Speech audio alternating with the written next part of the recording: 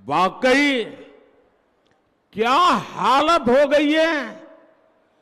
बंगाल में हिंदुओं के साथ क्या हो रहा है। ऐसा लग रहा है यहां हिंदुओं को बंगाल में टीएमसी की सरकार ने यहां हिंदुओं को दोयम दर्जे का नागरिक बना करके रख दिया है। ये कैसे लोग हैं। जय श्री राम के उद्घोष से उनको आपत्ति है। जय श्री राम बोलो तो उनको बुखार आ जाता है। अपना देर सकल के हमारा विनम्र श्रद्धा प्रणाम ओ भालोबासा।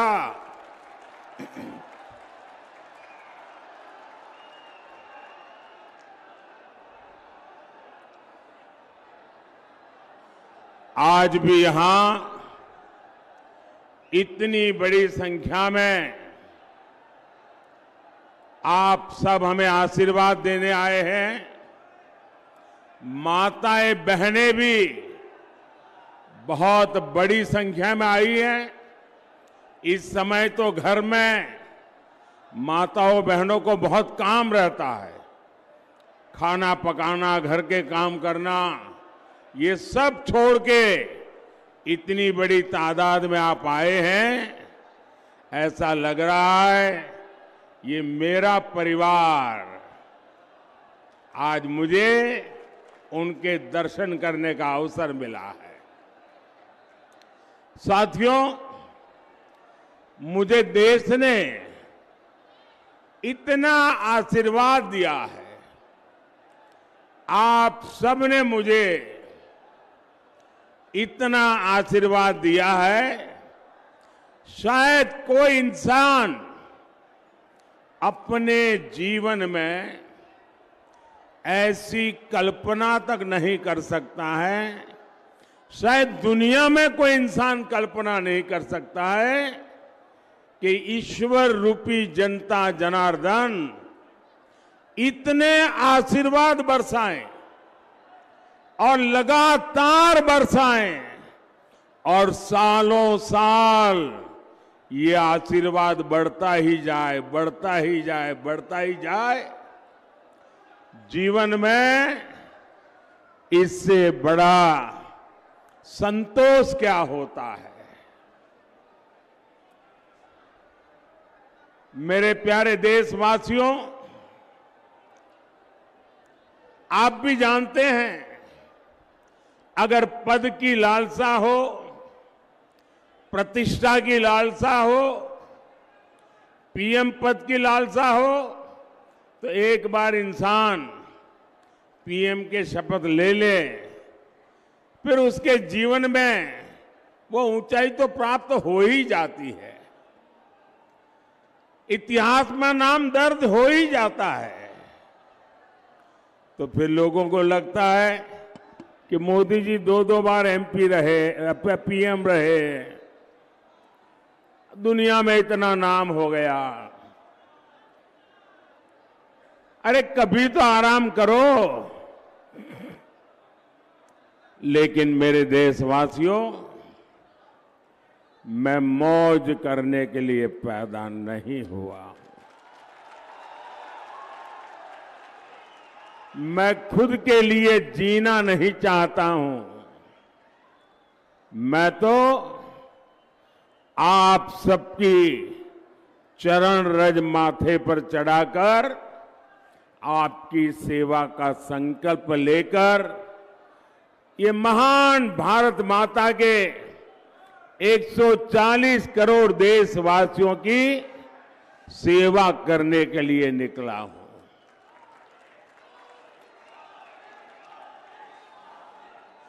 मोदी का एक ही सपना है, एक ही सपना, और वो सपना है आपके सपनों को पूरा करना।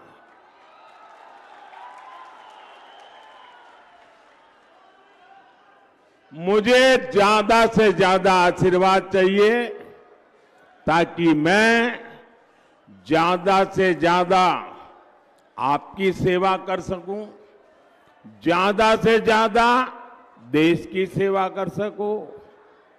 और आप तो जानते हैं मेरे पास है क्या, पीछे कुछ है नहीं, मुझे किसी के नाम कुछ करके जाना है। मेरे लिए तो आप ही मेरी परिवारजन है। मेरा भारत मेरा परिवार। अगर मेरा कोई वारिस है तो ये मेरे देश के हर परिवार के बच्चे मेरे वारिस हैं। मैं उनके लिए कुछ छोड़ के जाना चाहूंगा। आप ही मेरे वारिस हैं, मेरा अपना कोई वारिस नहीं है। मुझे अपने किसी के लिए कुछ ना करना है ना कुछ छोड़ना है। मुझे जो भी करना है सिर्फ और सिर्फ आपके लिए, आपके बच्चों के लिए, आपके बच्चों की विरासत के लिए करना है। मुझे आपके साथ साथ उनका भी भविष्य बहुत उत्तम बनाना है। महात्मा जी, आप प्रसाद लेके आए हैं? अच्छा भाई, हमारे कैमरामैन जरा वो प्रसाद ले लीजिए। हाँ, मुझे मिल जाएगा, माला आपकी मिल जाएगी। आप कब से वहीं से ले लेंगे, आप वहीं रुकिए, वो ले लेंगे। आप कब से हाथ ऊपर के खड़े, थक जाएंगे। इस उम्र में आप इतना आशीर्वाद दे रहे हैं, मैं यहां से आपको प्रणाम करता हूं जी।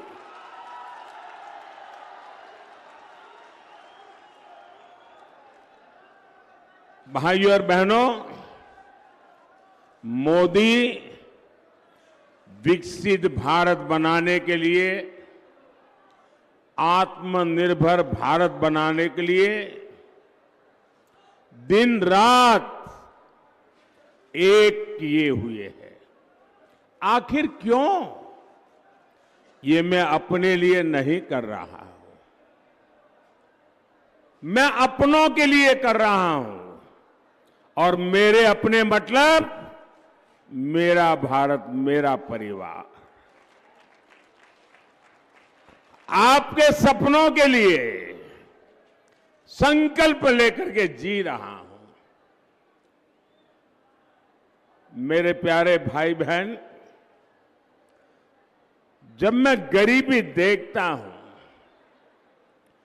जब मैं आपकी परेशानियां देखता हूं, तो मेरी छटपटाहट बहुत बढ़ जाती है। मैं और ज्यादा बेचैन हो जाता हूं, क्योंकि मेरे लिए जब मैं सब देखता हूं तो मुझे मेरे जीवन के वो दिन याद आ जाते हैं। क्योंकि मैंने बचपन में यही देखा है, मेरे आसपास भी यही देखा, परिवार में भी यही देखा। जिंदगी जीने के लिए परिवार के लोगों को कितनी मशक्कत करनी पड़ती है, कितना जूझना पड़ता है, वो मैंने देखा है, जिया है। लेकिन मैं नहीं चाहता कि अब एक भी भारतीय ऐसी गरीबी में जीने के लिए मजबूर हो। मेरा भारत मेरा परिवार अब गरीबी की जिंदगी नहीं जिएगा। आज मुझे ये देखकर संतोष होता है कि पिछले 10 साल में 25 करोड़ लोग गरीबी से बाहर निकले हैं। ये मैं संतोष मार करके सोने वाला नहीं हूं। हां, मेरा विश्वास बढ़ गया है कि मैं अगर इतनी मेहनत करता हूं, अगर 25 करोड़ लोग निकल सकते हैं गरीबी से बाहर, आने वाले 5 साल मेहनत जरा ज्यादा करूंगा ताकि सबके सब गरीबी से बाहर आ जाए। जब उनकी गरीबी दूर हो सकती है तो ये तय है कि भारत से हम हर किसी की गरीबी हटा सकते हैं।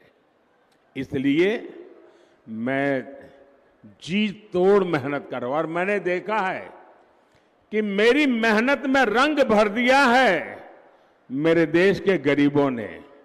मेरी मेहनत को नई ताकत दी है मेरे देश के गरीबों ने, क्योंकि जब मैंने उनको कहा कि मैं आपको हथियार दूंगा, मैं आपको अवसर दूंगा, आपकी मेहनत गरीबी को परास्त करेगी, और उन्होंने मेरे साथ कदम से कदम मिलाकर के चल दिए और 25 करोड़ लोग गरीबी को ध्वस्त कर करके बाहर निकल आए। और इसलिए इस सफलता में उन गरीबों का सबसे बड़ा योगदान है जो मेरी बात मान करके मेरे साथ मेहनत के लिए आगे आए। और जब मैं उनको कहता था कि आप पहले इतनी मेहनत करते तो नहीं, बोले साहब आपको देखते हैं ना, इसलिए हमको लगता है कि आप हमारे लिए इतनी मेहनत करते हैं तो हमें हमारे लिए और ज्यादा करनी चाहिए। और इसलिए एक प्रकार से हर किसी को मेहनत का चेप लग गया और हर कोई मेहनत करने लग गया तो गरीबी जाने लगी। भाइयों, मैं जानता हूं कि भारत विकसित होगा तो उसका लाभ हमारे देश के प्रत्येक नागरिक को होने वाला है, आपको होने वाला है। भारत विकसित होगा तो हर भारतीय की आय बढ़ेगी, और जब हर भारतीय की आय बढ़ेगी तो मेरे बंगाल के लोगों की भी आय बढ़ेगी, मेरे दुर्गापुर के लोगों की आय बढ़ेगी। हमारे दिलीप जी इतनी मेहनत कर रहे हैं, यहां तो वर्धमान में और ज्यादा बढ़ेगी। मैं चाहता हूं धान के कटोरे के रूप में वर्धमान की फिर से जय जयकार हो। मैं चाहता हूं इंडस्ट्रियल सिटी के रूप में दुर्गापुर की पहचान देश में ही नहीं दुनिया में सशक्त हो। साथियों, बीते 10 साल में महिला स्वयं सहायता समूहों से 10 करोड़ महिलाएं जुड़ी हैं। मोदी ने इन्हें लाखों करोड़ रुपए की मदद दी है। आज ये स्वयं सहायता समूह अपना व्यापार कारोबार फैला रहे हैं। मोदी ने इन समूहों की 3 करोड़ बहनों को लखपति दीदी बनाने की गारंटी दी है। मोदी गांव देहात की अपनी बहनों को ड्रोन पायलट बनाने में भी जुटा है। इतना कुछ मैं क्यों कर रहा हूं? ताकि मेरी बहनों बेटियों आर्थिक रूप से और सक्षम बने, उनकी आमदनी बढ़े।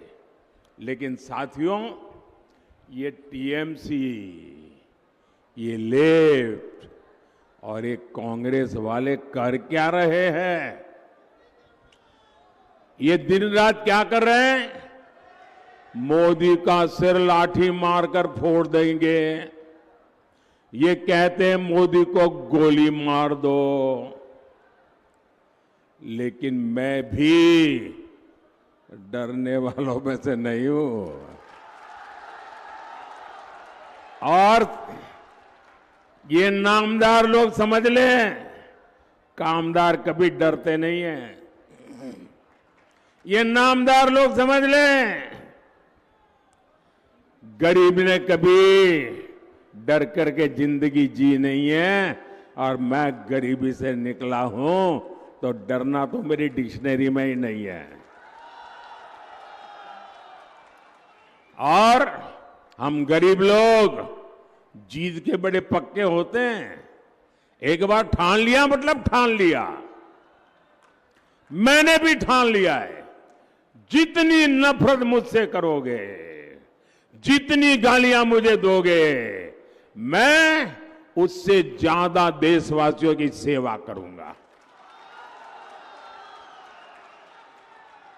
साथियों, लेफ्ट और कांग्रेस और टीएम के पास विकास का विजन ही नहीं है।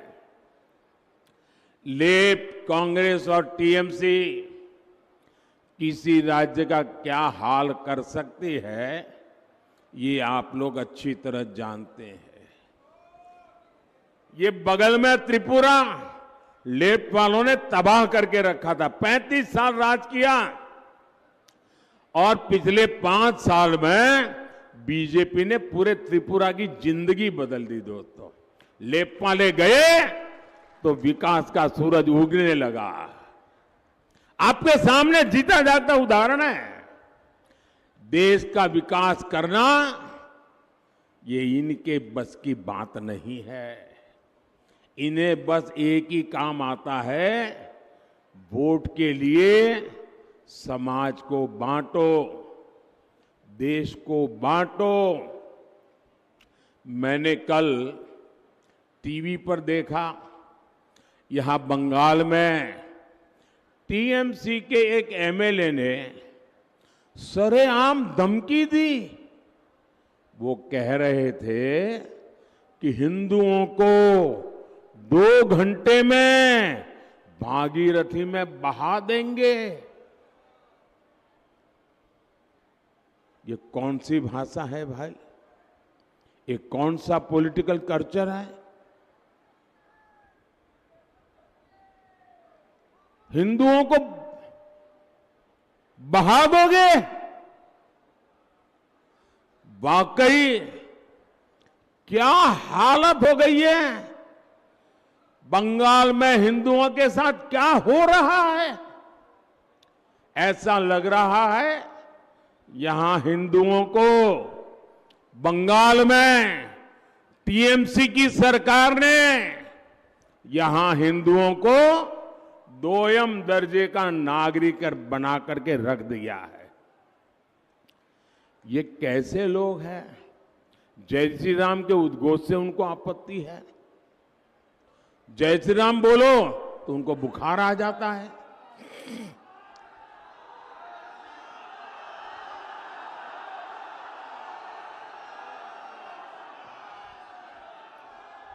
इनको राम मंदिर के निर्माण से आपत्ति है।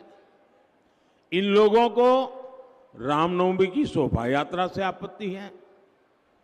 मैं आज पूछना चाहता हूं टीएमसी सरकार से, यहां संदेश खाली में हमारी बहनों के साथ, हमारी दलित बहनों के साथ इतना बड़ा अपराध हुआ, पूरा देश कार्रवाई की मांग करता रहा। टीएमसी उसके गुनहगार को बचाती रही। क्या सिर्फ इसलिए क्योंकि उस गुनहगार का नाम शाहजहां शेख था? भाइयों बहनों, कल जब मैं एयरपोर्ट पर उतरा तो एयरपोर्ट पे अपने कुछ कार्यकर्ता मुझे आए थे, मिलना हुआ, उनसे बातें हो रही तो उन्होंने मुझे एक गाना सुनाया, एक गीत दिया। संदेश खाली की बेटियों ने, वो कोई संगीतकार लोग नहीं है, वो कवि लोग नहीं है, वहां पर मजदूरी करने वाली बहनें, ऐसी बहनें टेबल थपथपाकर संदेश खाली की मुसीबतों का एक गीत वो गा रही थी। वो गीत मैंने सुना, बंगाली में गीत है, लेकिन मैं अपने आंसू रोक नहीं पाया। मैं तो हर बंगाली को कहूंगा को संदेश खाली की उस बहनों का गीत जरूर सुने। इतना भाव विभोर करने वाला वो गीत है, यानी जो बंगाली नहीं है वो भी समझ जाएगा। और मैं उन 3-4 बेटियां जो गा रही है ना, उनको मैं बहुत बधाई देता हूं कि उन्होंने किस प्रकार से अपनी बात को पहुंचाया है। साथियों, ये टीएमसी तुष्टीकरण में लगी हुई है। आप मुझे बताइए, क्या वोट बैंक इंसान से भी बड़ा हो सकता है क्या? क्या ये तुष्टीकरण मानव धर्म से भी बड़ा हो सकता है क्या? साथियों, अब एक नया बात लेकर के आए हैं वोट के भूखे लोग। अब 2 चरण में उनकी दुनिया डूब चुकी, तो खुलेआम एक नया खेल लेकर के आए हैं। और पढ़े लिखे कांग्रेस का खासम खास परिवार उसका प्रवक्ता है। अब ये कहते हैं मोदी के खिलाफ वोट जिहाद करो। जिहाद क्या होता है ये हमारे देश के लोग भली भांति जानते हैं। हमारे देश में दशकों से ये वोट जिहाद का खेल पर्दे के पीछे चलता था, चुपचाप चलता था। पहली बार वो इतने हताश और निराश हो चुके कि खुलेआम अब वोट जिहाद की सार्वजनिक माइक पर घोषणा कर रहे हैं। इसलिए वोट जिहाद की इस अपील पर कांग्रेस का शाही परिवार चुप है। यहां टीएमसी का परिवार चुप है, लेफ्ट का परिवार चुप है।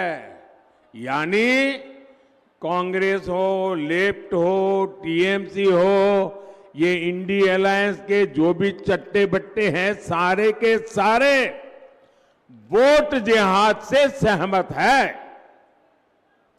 जो लोग वोट जिहाद करने वाले हैं, क्या आप उनको उत्तर देंगे कि नहीं देंगे?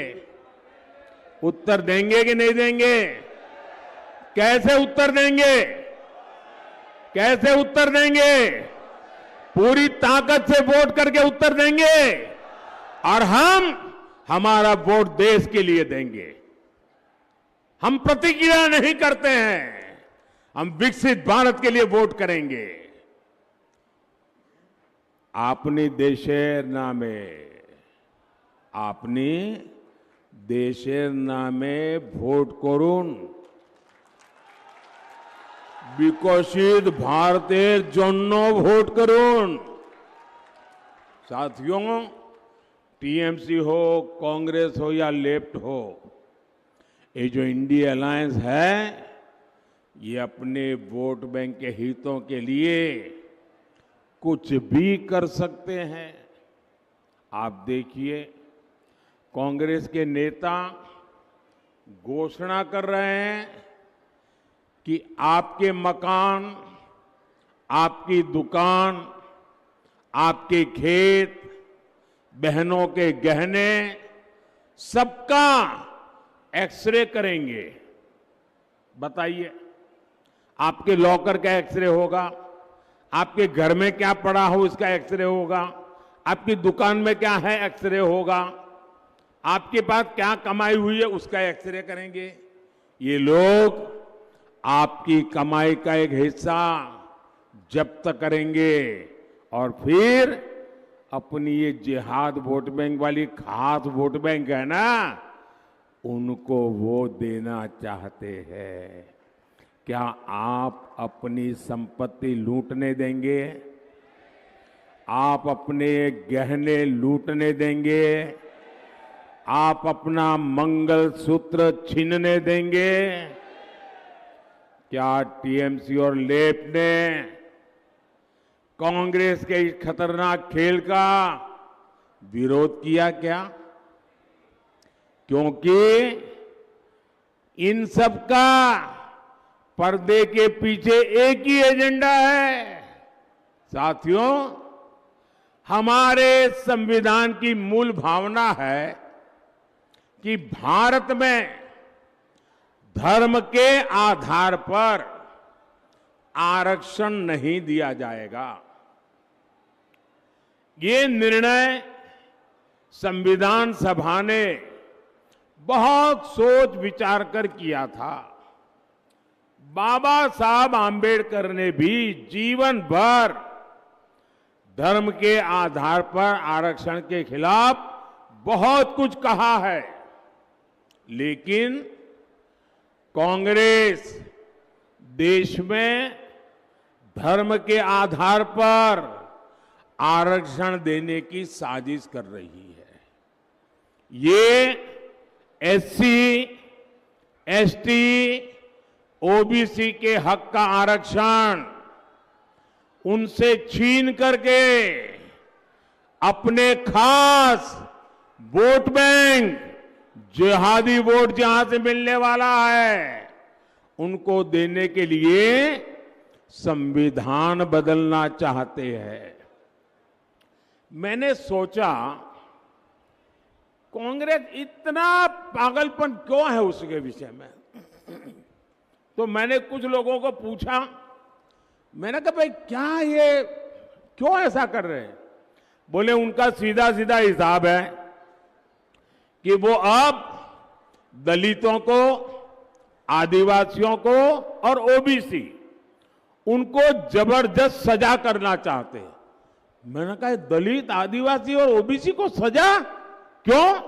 बोले सजा इसलिए करना चाहते हैं कि मोदी आज जो बैठा है ना, उसका कारण अब दलित मोदी को वोट देता है, आदिवासी मोदी को वोट देता है, ओबीसी मोदी को वोट देता है, और इसलिए 50 साल तक जो कांग्रेस के साथ रहे वो दलित, आदिवासी और ओबीसी कांग्रेस से खिसक गए, मोदी के साथ चले गए, मोदी का काम देख करके चले गए।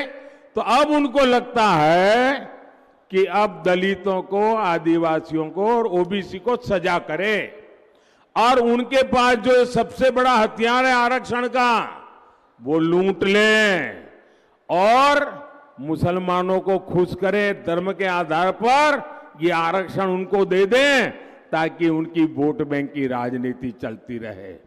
और इन्होंने ये पाप कर्नाटका में ऑलरेडी शुरू कर दिया है।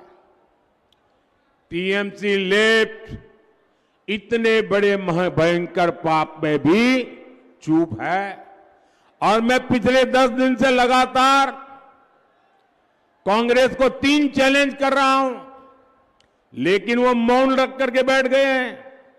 मेरा पहला चैलेंज है कि कांग्रेस और इंडी गठबंधन वाले देश को लिखित में विश्वास दें कि वे धर्म के आधार पर आरक्षण में, संविधान में कोई भी परिवर्तन नहीं करेंगे। दूसरा मेरा चैलेंज है ये लिखित में देश को वादा करें कि एससी, एसटी, ओबीसी का आरक्षण छीनकर आधार पर किसी को भी नहीं बांटेंगे। मेरा तीसरा चैलेंज है वो लिखित में दे, जहां इनकी राज्य सरकारें हैं वहां ओबीसी का कोटा काट करके धर्म के आधार पर मुसलमानों को आरक्षण नहीं दिया जाएगा। मेरी 3 साफ साफ मांग है भाई, मेरी चुनौती है उनको, मेरी चैलेंज है। 10 दिन हो गए मुंह पे ताला लगा करके बैठ गए हैं और पैर कांपने लगे हैं, जवाब क्या दें? और इसलिए देश के हर एससी, एसटी, ओबीसी को ये इंडी गठबंधन के इरादों से सावधान रहना है। ये आपको सजा देने के मूड में है, आपके पास जो है वो लूटने के मूड में है। साथियों, मोदी जिंदा है ना, तब तक मैं लूटने नहीं दूंगा।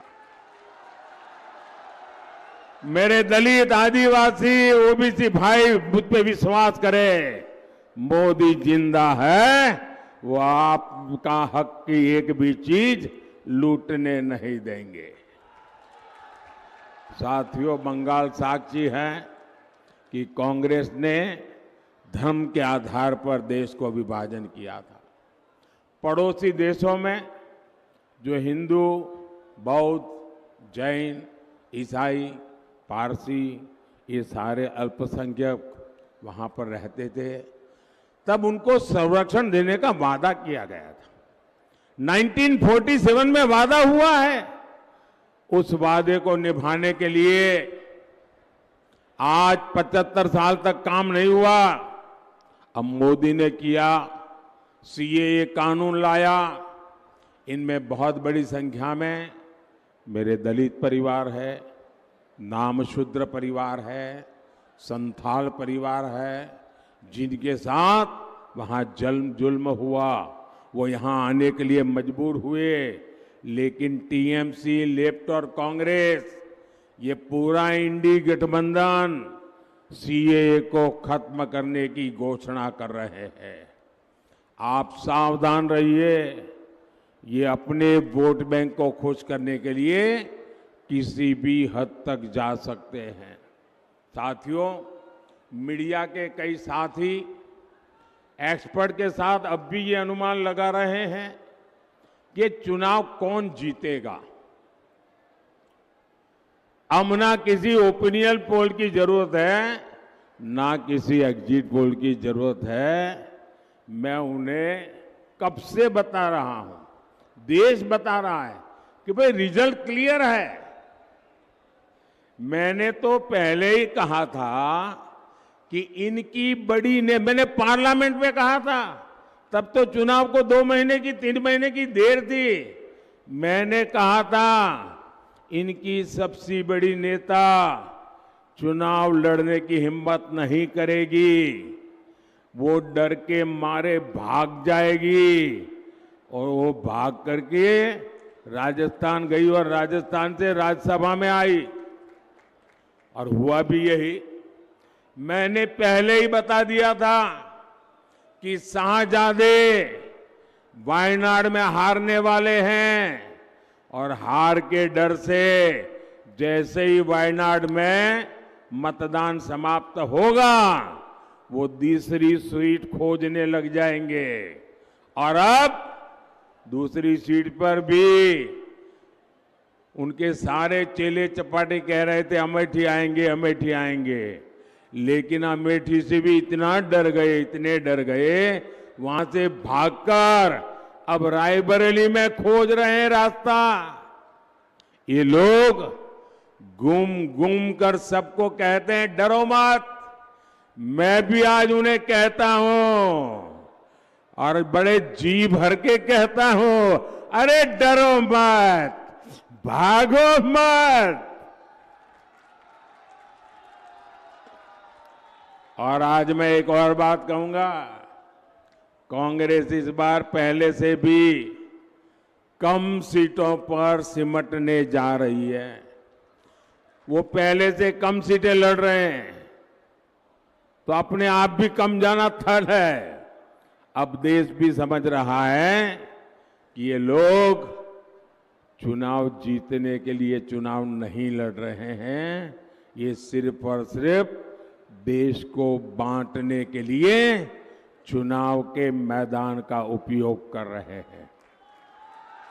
भाई और बहनों, इंडी गठबंधन सिर्फ एक वोट बैंक के लिए समर्पित है, जबकि हम सबका साथ, सबका विकास के मंत्र पर काम करने वाले लोग हैं। मोदी ने 10 साल में बंगाल के गरीबों के लिए, दलित, आदिवासी पिछड़ों के लिए 38 लाख से ज्यादा पक्के घर बनाए हैं, करीब करीब आधा करोड़। मोदी आज बंगाल के 6 करोड़ जरूरतमंदों को मुफ्त राशन दे रहा है। मोदी ने बंगाल के 80 लाख से ज्यादा घरों तक नल से जल पहुंचाया है। मोदी ने बंगाल के 5 करोड़ लोगों के जनधन खाते खोले। मोदी ने पीएम सुरक्षा बीमा योजना अंतर्गत जीवन ज्योति योजना के तहत मामूली प्रीमियम पर गरीबों का बीमा किया। मुश्किल समय में ऐसे गरीबों को अकेले बंगाल में 450 करोड़ रुपए की क्लेम राशि दी गई है। मोदी ने वर्धमान के लाखों किसानों की पीएम किसान सम्मान निधि के तहत करीब 500 करोड़ रुपए इस वर्धमान इलाके में दिए। इसका लाभ यहां जो आलू के किसान हैं उनको मिला है। साथियों, लेकिन मुझे अफसोस होता है कि मोदी के प्रयासों पर टीएमसी हर तरह से डाका डालने पर तुली है। केंद्र सरकार की हर योजना में यहां टीएमसी के तोलाबाज लूटपाट मचा रहे हैं। टीएमसी के तोलाबाजों ने शिक्षकों की भर्ती में लाखों नौजवानों के साथ धोखा किया है।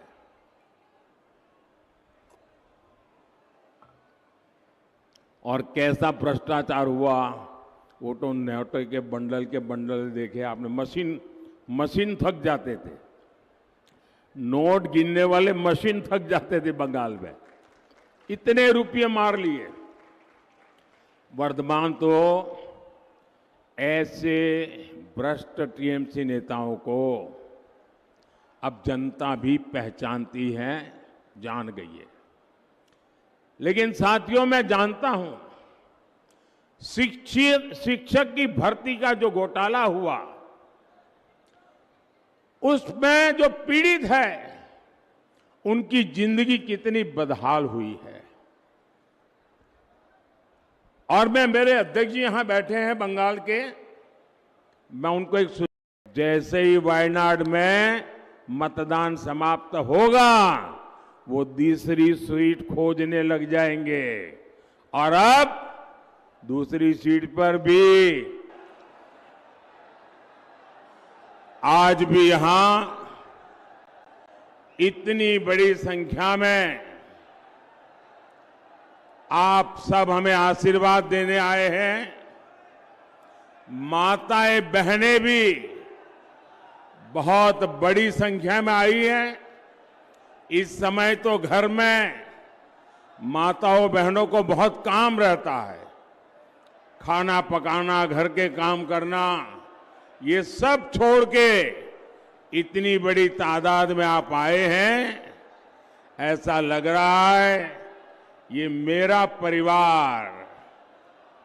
आज मुझे उनके दर्शन करने का अवसर मिला है। साथियों, मुझे देश ने इतना आशीर्वाद दिया है,